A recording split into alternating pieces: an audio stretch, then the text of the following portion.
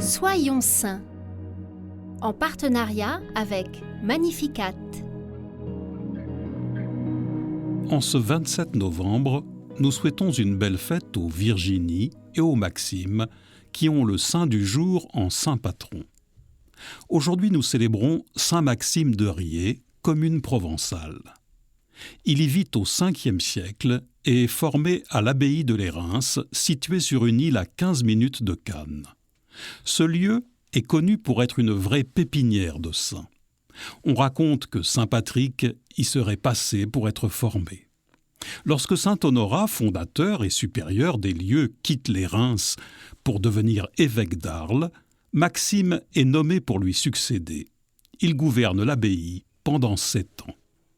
À l'époque, lorsque les églises avaient besoin d'un pasteur, elles s'adressaient souvent à Lérins pour l'obtenir. Maxime refuse plusieurs fois l'épiscopat. Lorsqu'une délégation de chrétiens de Fréjus, dont l'évêque vient de mourir, vient le chercher pour le remplacer, Maxime se cache dans les rochers, espérant qu'il finisse par s'en aller.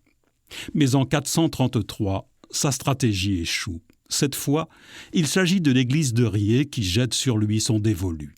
Il part en courant, saute dans une barque et rame de toutes ses forces pour rejoindre la côte. Mais les chrétiens de Riez le rejoignent et l'emmènent avec eux, finissant par parvenir à le persuader de devenir leur évêque.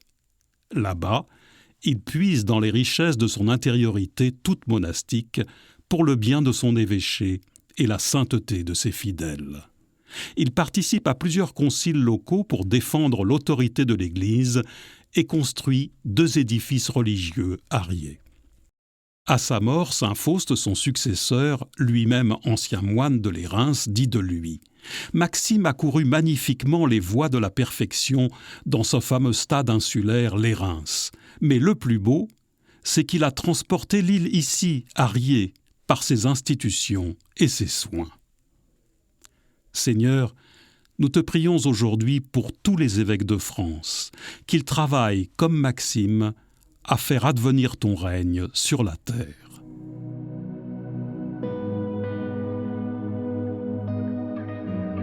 Saint Maxime de Riez, nous les confions à ton intercession, qu'ils reçoivent les grâces dont ils ont besoin pour suivre le Christ.